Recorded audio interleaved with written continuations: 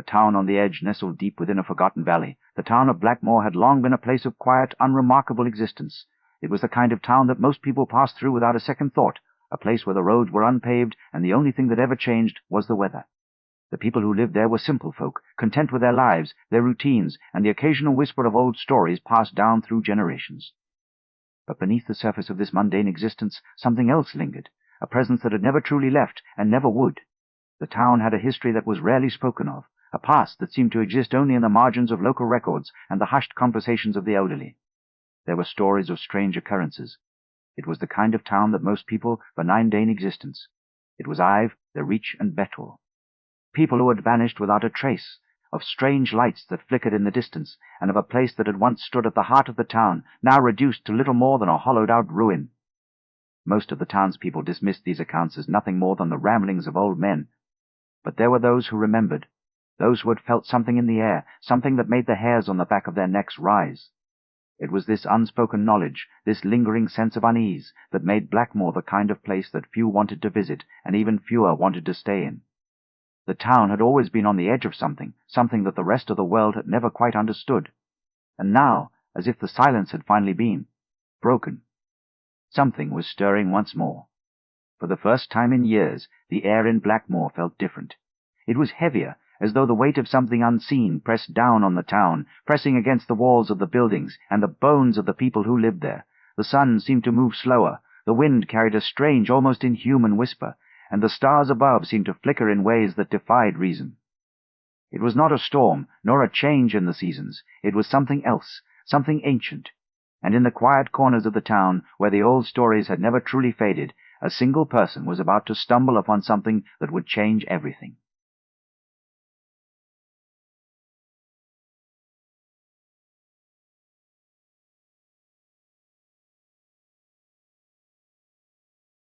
Introduction.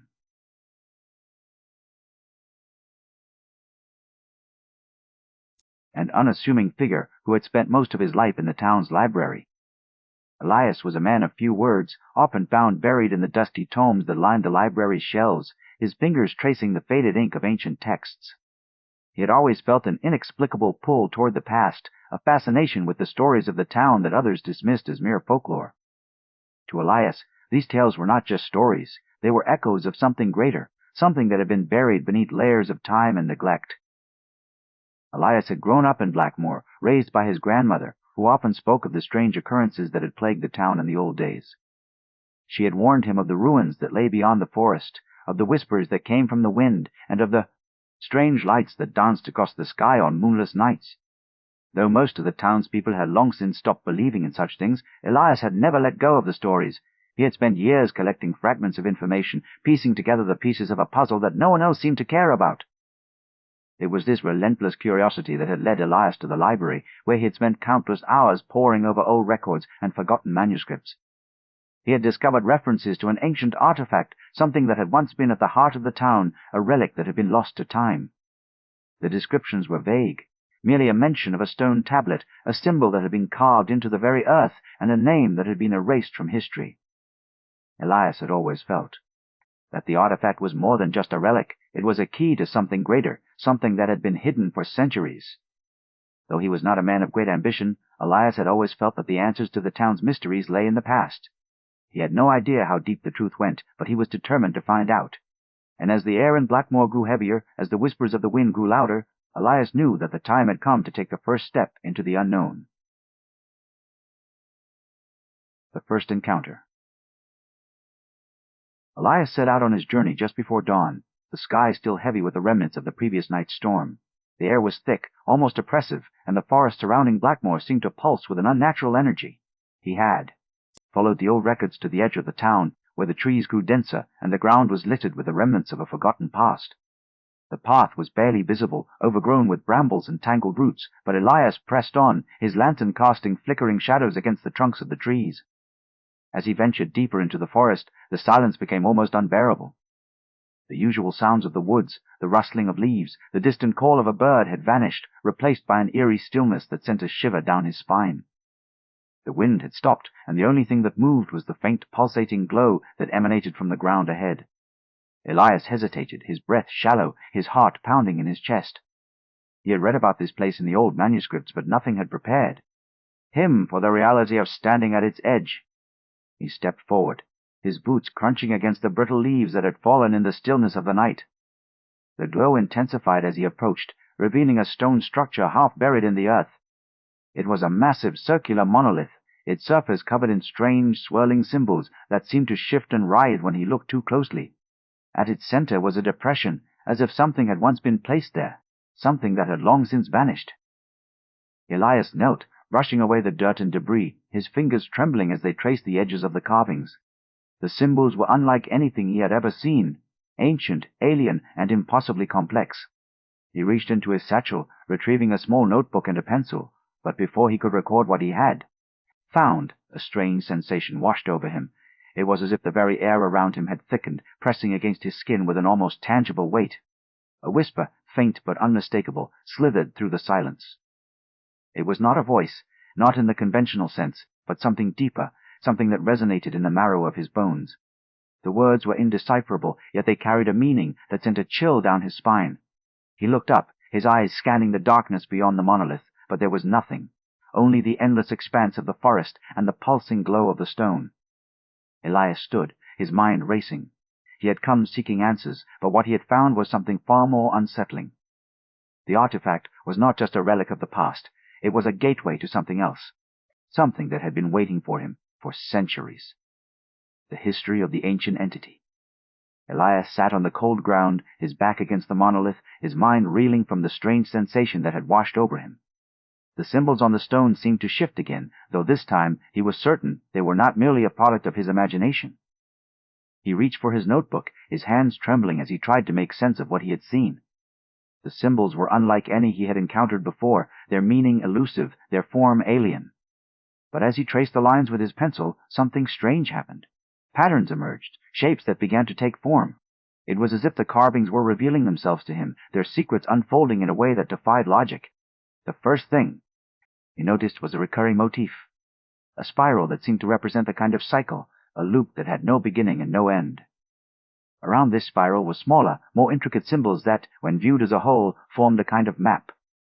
It was not a map of the world, nor of the town, but something far more abstract. The symbols seemed to depict a journey, a path that began in the stars and ended in the depths of the earth. Elias felt a strange pull toward the map, as though it were calling to him, as though it were part of something far greater than himself. As he continued to study the carvings, a name began to emerge from the symbols. It was not a name in the traditional sense, but rather a series of sounds that, when spoken aloud, resonated in his mind like a whisper from the void. The name was ancient, older than the town itself, older than any record he had ever come across. It was the name of the entity that had once stood at the heart of Blackmoor, an entity that had been worshipped, feared, and forgotten. The entity's history was as fragmented as the records Elias had uncovered. It seemed to have no single origin, no clear beginning. Some accounts suggested that it had been born in the chaos of the cosmos, a being of pure energy and will that had existed before the stars had formed. Others spoke of it as a creation of the first civilizations, a god that had been summoned by the ancients to watch over the world, whatever the truth the entity had been. A presence in the lives of the people who had come before, a force that had shaped the course of history in ways that were still not fully understood. Elias could not shake the feeling that the entity had been more than just a god or a watcher. It had been a guardian, a protector of something far greater than the town itself. The carvings hinted at a purpose, a reason for the entity's existence that went beyond the simple act of watching over humanity. There were symbols that suggested a connection to the stars, to the fabric of the universe itself. It was as if the entity had been created to maintain balance, to ensure that the forces of creation and destruction remained in harmony. Yet, the records also spoke of a darker side to the entity, a side that had been buried beneath the layers of time and forgotten by the people who had once worshipped it. There were stories of the entity's wrath, of the civilizations that had been destroyed for daring to challenge its will. Some accounts described it as a force of incomprehensible power, a being that had the ability to reshape the very fabric of reality. Others spoke of it as a harbinger of madness, a presence that had driven those who had come into contact with it to the brink of insanity. Elias felt a chill run down his spine as he stared at the carvings. The entity was not just a relic of the past. It was a presence that still lingered in the world, watching, waiting, and perhaps, even now, preparing for its return. He could not explain why. The symbols had revealed themselves to him, why he had felt the pull of the map, but he knew one thing for certain. The entity was real, and it had not been forgotten. It had been waiting for someone to find it, to understand its purpose, and to confront the truth that had been buried for centuries. As the wind stirred the leaves above him, Elias felt the weight of the entity's history settle upon him. The air in Blackmoor had grown heavier, the whispers of the wind more insistent, and the stars above seemed to flicker in ways that defied reason. He was no longer just a man searching for answers. He was a man standing on the edge of something far greater, something that had been waiting for him all along. The descent into madness. Elias had always believed that knowledge was a path to understanding, a way to illuminate the darkness of the unknown. But now, as he sat beneath the monolith, the weight of the entity's history pressing down on him, he felt the first tendrils of something far more insidious than fear. It was not just the knowledge of the entity's existence that unsettled him. It was the way it had revealed itself to him, the way it had chosen him. The thought sent a shiver through him, not from code, but from something deeper, something that gnawed at the edges of his mind like a slow, relentless tide. The whispers in the wind grew louder, no longer just a faint murmur, but a voice. No, many voices, layered upon each other, speaking in a language that was not meant for human ears. They were not words, not in the conventional sense, but a cacophony of sensations, of thoughts that were not his own. He could feel them pressing against his mind, trying to burrow into the spaces between his thoughts, to twist the very fabric of his understanding. It was as if the entity was trying to reach him, to pull him into its depths, to make him part of something that had existed long before the first human had ever walked the earth. He tried to push them away, to shut them out, but the more he resisted, the stronger they became. His vision blurred, and the world around him seemed to shift, as if the very air had become something other than air, something thick and heavy, filled with the weight of the unknown. The monolith behind him pulsed with a strange, rhythmic energy, and for a moment he thought he saw something move within its surface, something that was not stone, but something else, something that had been waiting for him. His thoughts began to unravel. The symbols on the monolith, the name that had emerged from them, the map that had revealed itself to him, none of it made sense anymore. The entity was not just a being from the past, it was something else, something that had been watching him, waiting for him to come. And now he was here, standing at the threshold of something that no human was meant to understand. The whispers grew louder, more insistent, and the symbols on the monolith began to shift again, this time in a way that was not random, but deliberate. They were forming a message, a pattern that he could not decipher, but that somehow resonated within him. He felt a pull, a compulsion, as if the entity was trying to tell him something, to show him something that he was not ready to see. He tried to look away, to focus on the world around him, but the forest had changed. The trees no longer stood in their natural formation, but instead they seemed to be arranged in a way that mirrored the symbols on the monolith. The air was thick with an unnatural stillness, and the wind that had once whispered through the leaves was gone, replaced by a silence that was almost deafening. His mind was no longer his own. The entity was inside him, whispering in the spaces between his thoughts, filling him with knowledge that was not his, with visions that were not his. He saw things that no human should ever see, vast, unknowable landscapes that stretched beyond the limits of comprehension, beings that were not human, not even animal, but something else entirely. He saw the entity, not as a god or a watcher, but as something far more ancient, far more powerful. It was not watching over the world, it was shaping it, bending it to its will, ensuring that the balance of the cosmos remained intact. And he was part of it now. The realization hit him with the force of a tidal wave, and for a moment he felt himself slipping, falling into the depths of something that was not meant for him. The whispers grew louder, and the symbols on the monolith pulsed with a rhythm that matched the beating of his own heart. He was no longer just a man standing at the edge of the unknown. He was something else now, something that the entity had chosen to reveal its secrets to. But the knowledge came with a price. The more he understood, the more he felt the weight of it pressing down on him, the more he felt the edges of his mind fraying. He could not tell where the entity ended and he began, where the whispers were the entity's voice and where they were his own. He was losing himself, slipping further and further into the abyss of the unknown, and there was no way to return. The entity had chosen him, and now there was no turning back. The unraveling of Blackmoor. The first sign that something was wrong came in the form of a sound, low, guttural, and utterly alien. It was not the wind, nor the rustling of leaves, but something deeper, something that resonated in the very bones of the earth. Elias had heard it before, but now it was louder, more insistent, as if the entity had awakened from a long slumber and was no longer content to remain hidden. He turned toward the monolith, his heart pounding, but the sound was not coming from there. It was coming from the town. He had no choice but to go back. The path through the forest was no longer the same. The trees had grown taller, their branches intertwining to form a canopy that blocked out the sun, casting the world in an eerie, perpetual twilight. The air was thick with an unnatural stillness, and the ground beneath his feet felt different, as though it had been altered by something unseen. He had no memory of walking this way before, yet the path was familiar, as if it had always been there, waiting for him to return.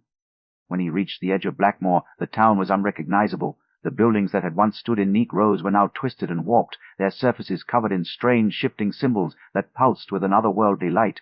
The streets were empty, the people gone, leaving only silence in their wake. The wind had returned, but it carried with it a voice. Whispers, not of the entity, but of the townspeople, their voices layered upon each other, speaking in a language that was not their own. Elias stumbled forward, his mind reeling. He had come to Blackmoor seeking answers, but now the answers were everywhere, and they were not what he had expected. The entity was not just a relic of the past, it was a force that had shaped the town, that had been worshipped, feared, and forgotten. And now it had returned. He moved through the streets, his breath shallow, his thoughts a jumble of fear and confusion. The whispers grew louder, and the symbols on the buildings seemed to shift and writhe, as if they were alive. He could feel the entity's presence pressing down on him, not as a force of destruction, but as something more insidious. An influence that was already taking hold of the town, of the people who had once called it home. And then he saw them. They were standing at the edge of the town square, their faces pale, their eyes hollow. They were not dead, but they were not quite alive either.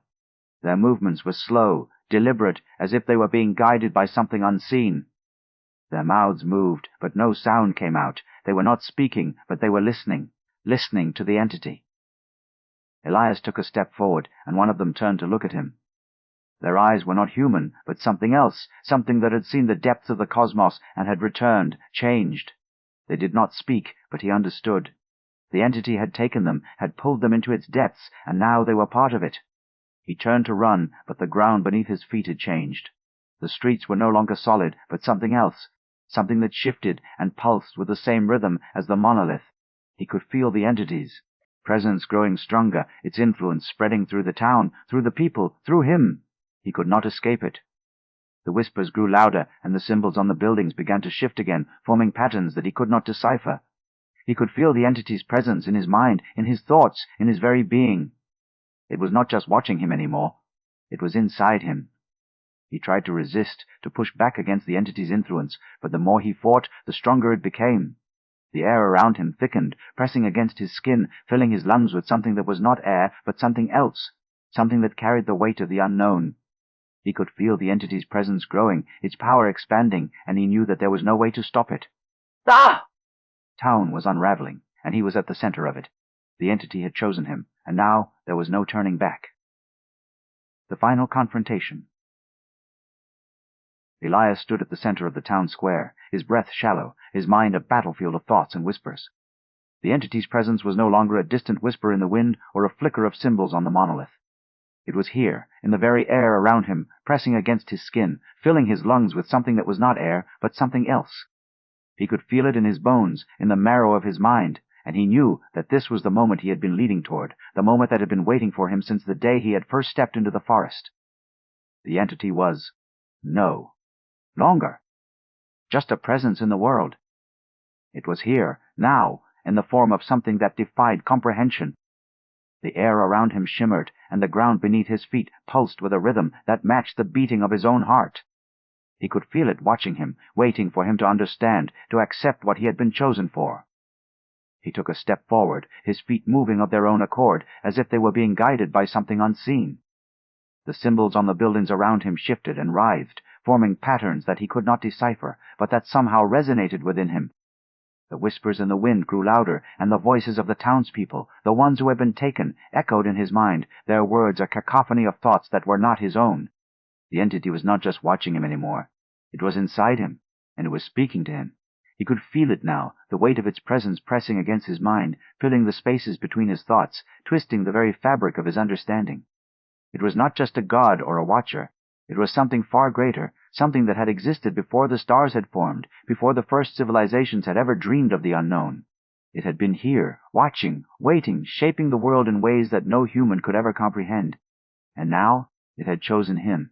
He tried to resist, to push back against the entity's influence, but the more he fought, the stronger it became. The air around him thickened, and the ground beneath his feet pulsed with an energy that was not his own. He could feel the entity's presence growing, its power expanding, and he knew that there was no way to stop it. He could not run. He could not turn back. He was here, at the edge of the unknown, and the entity had chosen him. And now there was no turning back.